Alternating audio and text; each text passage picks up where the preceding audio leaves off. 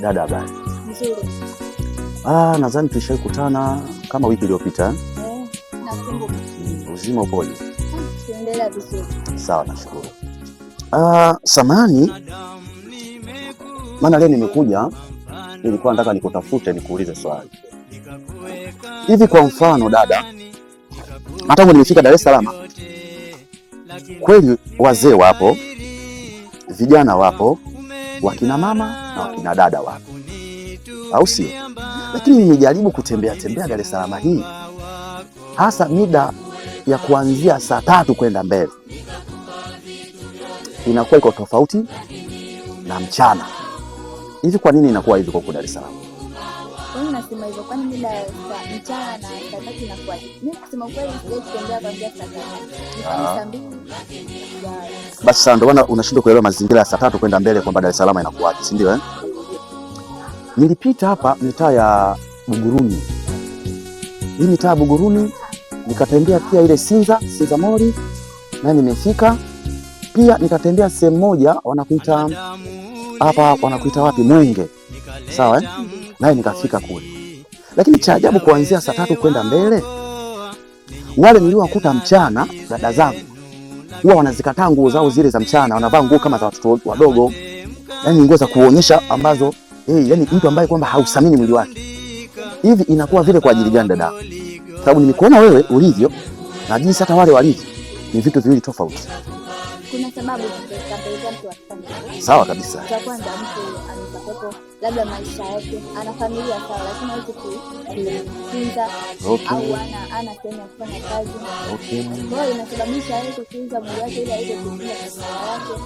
Kuuza mwili kinamna gani? Yaani anakata kipande au anauza kile? Hebu nifafanulie kidogo na nataka nijue hapa. Sasa mimi nimetoka mikoani, sijui haya mambo bado hayapo. Sijawahi kuyaona. Yaani hapo ninasema kuuza mwili wao unasema vijana sasa. Yes. Watu wamevaa ni watu wazima, lakini bado miili yao naikuta iko kama hawajajistiri hivi.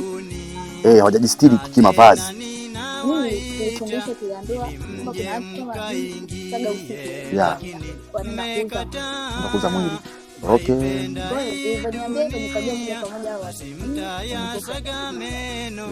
Kwa hiyo nataka kuniambia dada yangu, kuna lugha uliongea kusema kwamba wanategemea kuna ukoo mwingine maisha yao yako loose, kwamba inafika kipindi wanakwenda kuiuza miili yao ili wapate chochote kitu, si ndio? Maana unamaanisha hivi, si ndio? Sasa kwa hiyo nataka kuniambia Sinza Mori wale wadada kule na wao maisha yao duni, Buguruni nayo wanaokuta wale nusu uchi maisha yao na vile vile duni, si ndio? Kwa hiyo ina maana wamekusanyika, wameonana watu wa duni tupu ndio wametengeneza sehemu ya kujiuzia ili wapate chochote kitu, si ndio? Inawezekana. Yaani inawezekana au wengine mtu anaweza kuwa anafanya makusudi. Ndio. Au mtu anapenda. Alafu katikati tena nikasikia kuna mikopo, alafu ile mikopo wanapenda kupewa wakina mama. Na serikali yetu ilitoa mikopo kweli, sawa? Na ikatoa mama alitoa mpaka pikipiki. Nakumbuka Sasa ndio nasikia watu. Lakini bado nasikia wale tena wanakwenda kukopa hiyo mikopo.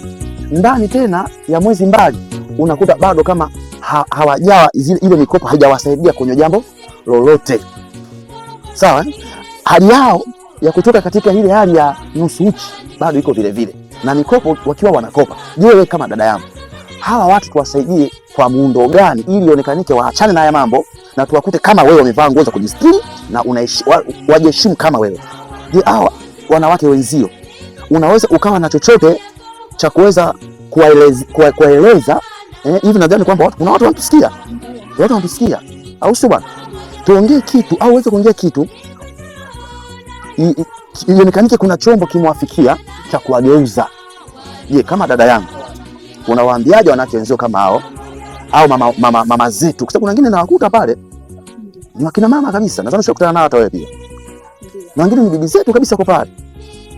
Sasa siku nikaja kwa sababu bwana, bibi shikamoo, nikachukua matusi.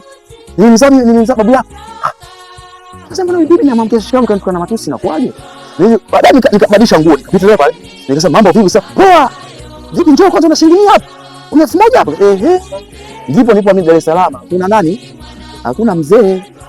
Mimi niombe basi ongea chochote wanaweza kusikia. Pengine wanaweza kubadilika. Kwa shauri wanawake. Sawa. Kwa sauti hawezi kusikia. Ongeza volume kidogo. Yaani cha kuwashauri. Naam. Wavae mavazi ya kujistiri. Tiki, yaani ndio yote ende kwa Mungu. Safi, hapo ndo pazuri. Nipe lingine kwanza. Yaani kwanza wawe na elimu ya dini. Elimu ya dini. Wanasikia, twende. Msikiti, sawa kabisa. Waachane na mambo. Yes. Sawa kabisa. Kwa sababu naamini kwamba wale wote wanaovaa nusu uchi kama wanaamua kufanya jambo la kujiajiri wao kwa Dar es Salaam ambapo sisi tunatoka maisha,